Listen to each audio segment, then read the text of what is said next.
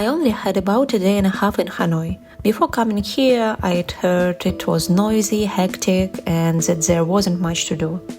But somewhere between the tiny streets, local shops, cafes, and evening walks, I completely changed my mind. I actually left thinking I would happily live here for a while. We stayed in the area around St. Joseph's Cathedral, and I think it was one of the best places to stay in Hanoi. The whole neighborhood had this nice mix of old colonial buildings, tiny local businesses, stylish cafes, and little side streets that were fun to wander through. The cathedral itself immediately caught my attention. Built more than 130 years ago during the French colonial period, it doesn't really look like something you'd expect to find in the middle of Vietnam.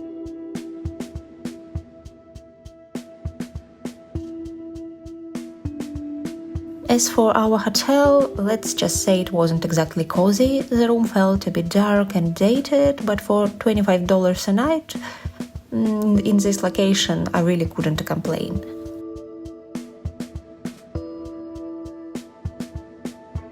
After looking around the cathedral, we just kept walking through the neighborhood and popping into different little shops. One of my favorite was CULCAT.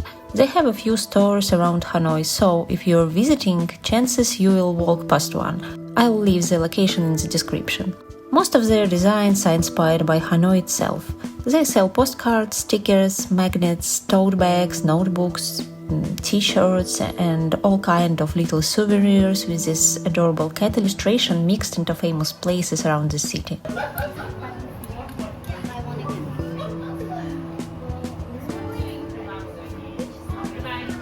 I honestly loved how much attention they put into the details.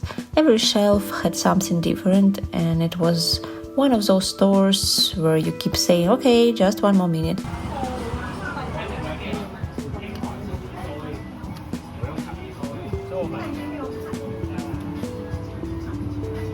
And CULCAT definitely wasn't the only fun shop around. This whole neighborhood was full of independent stores. We found places with designer toys, anime figures, collectibles, plushes, stationery, basically the kind of shop where you walk in just to look around and somehow still leave wanting half the store.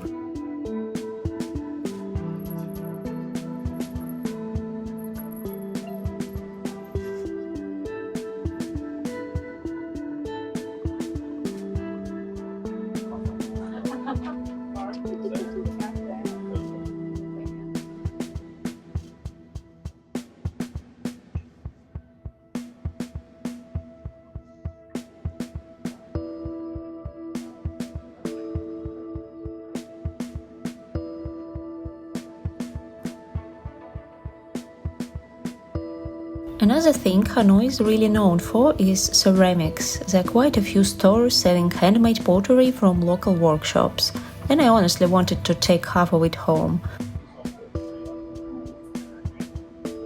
Pottery store.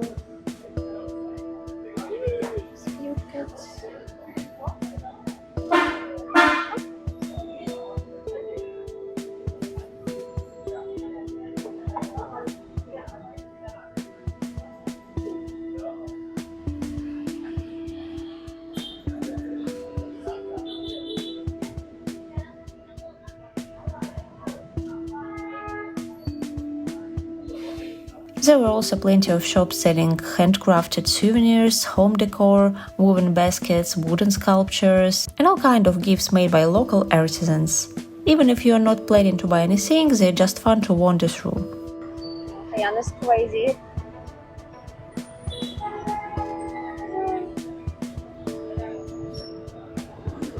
By this point, we made our way back towards the old quarter and Hoan Kiem Lake.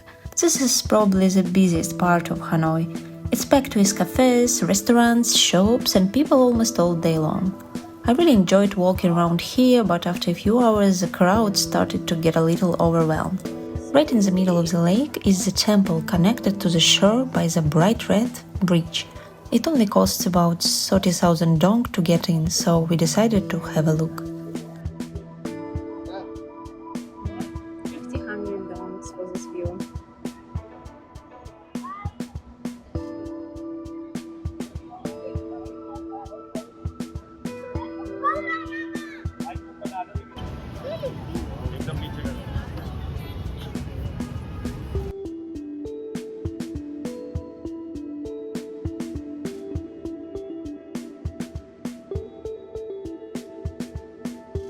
The temple dates back to the 19th century and is dedicated to one of Vietnam's most respected national heroes, along with a few other historical and spiritual figures.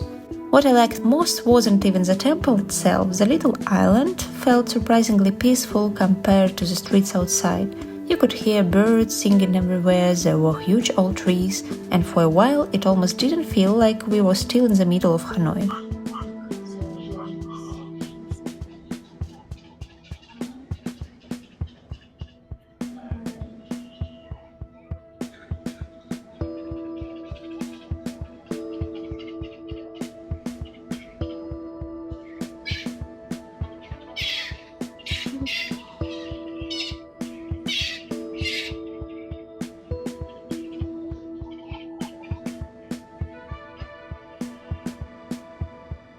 One thing I found really fun about Hanoi's old quarter is that many streets still keep the names of the trades that used to happen there hundreds of years ago. There are streets that were known for silk, silver, bamboo, herbs, paper, and even shoes. Some of them still sell the same kind of products today, while others have changed over time. But it's a really cool way to explore the neighborhood.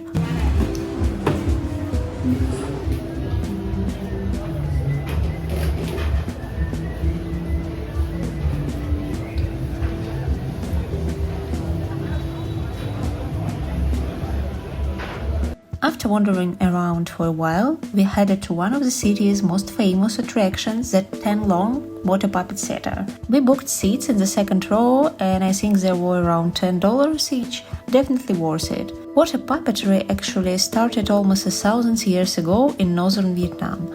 Farmers would perform on flooded rice field after the harvest.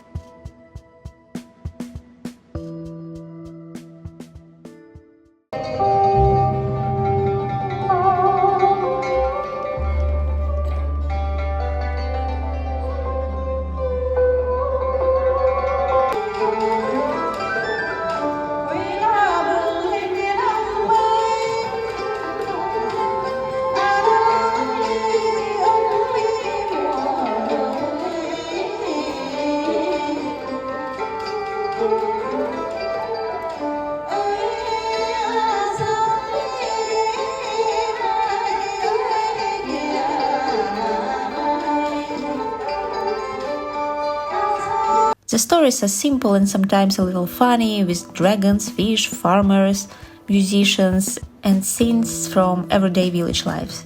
I wasn't sure what to expect, but I loved it. It's charming, a little quirky, and unlikely anything I would ever seen before.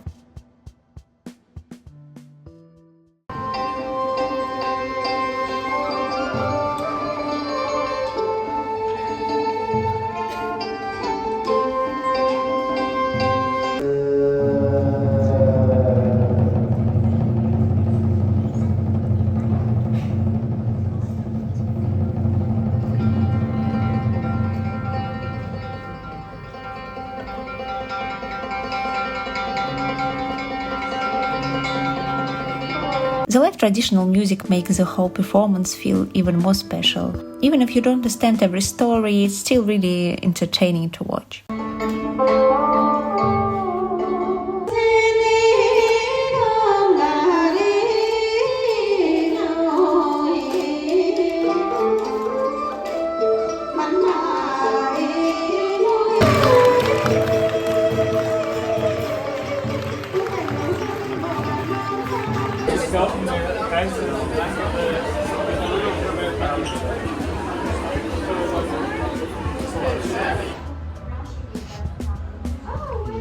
A few days later, after our trip to Ninh Binh, we came back to Hanoi and still had the whole evening ahead of us.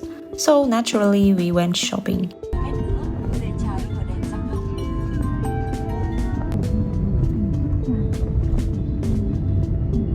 The one street I definitely recommend checking out is this. It's full of local Vietnamese fashion brands and every store has its own style. So if you're not planning to buy anything, it's a really fun place to browse.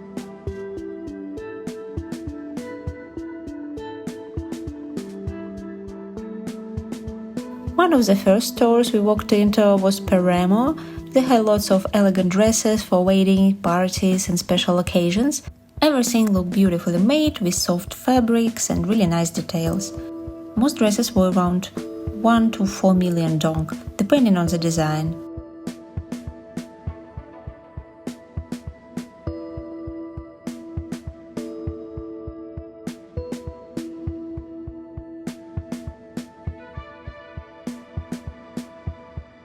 Then I found this shop. The whole store had this romantic feminine aesthetic with lots of ruffles, pastel color and delicate dresses that reminded me of Korean fashion. Most pieces were around 1 to 2 million dong.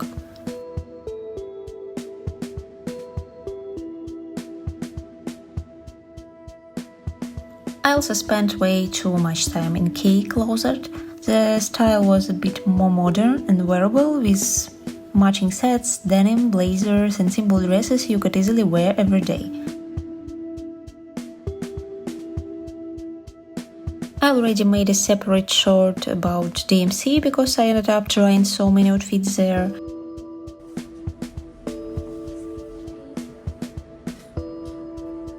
And finally, MYS.P. This store reminded me a little of Simon Rocha, not because it copies the brand, but because of the sculptures, oversized bowls, dramatic textures and really creative designs. It was definitely the most unique boutique I visited. And yes, this is where I accidentally spent most of my shopping budget. I'll tag all of the stores in the video in case you want to save them for your own trip.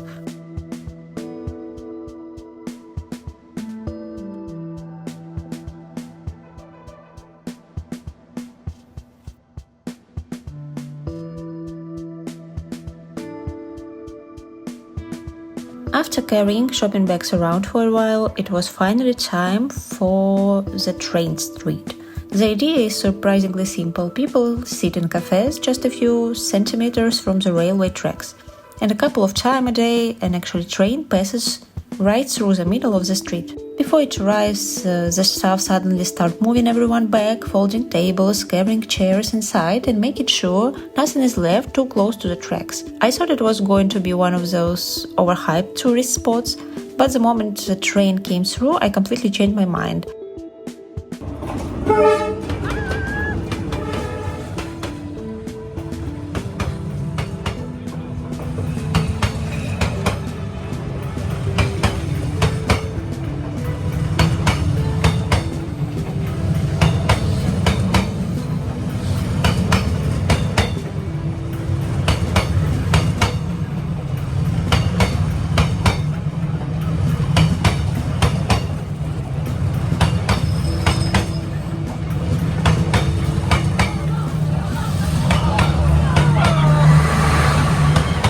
It's loud, it's ridiculously close, and for a few seconds it feels like the train is going to brush right past your shoulder.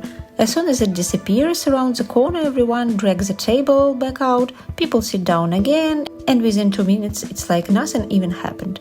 It's honestly such a bizarre thing to watch, really.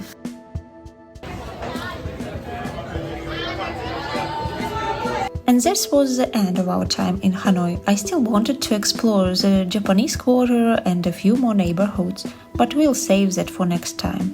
Looks like Hanoi is one of those cities where you could easily spend a week and still keep finding something new.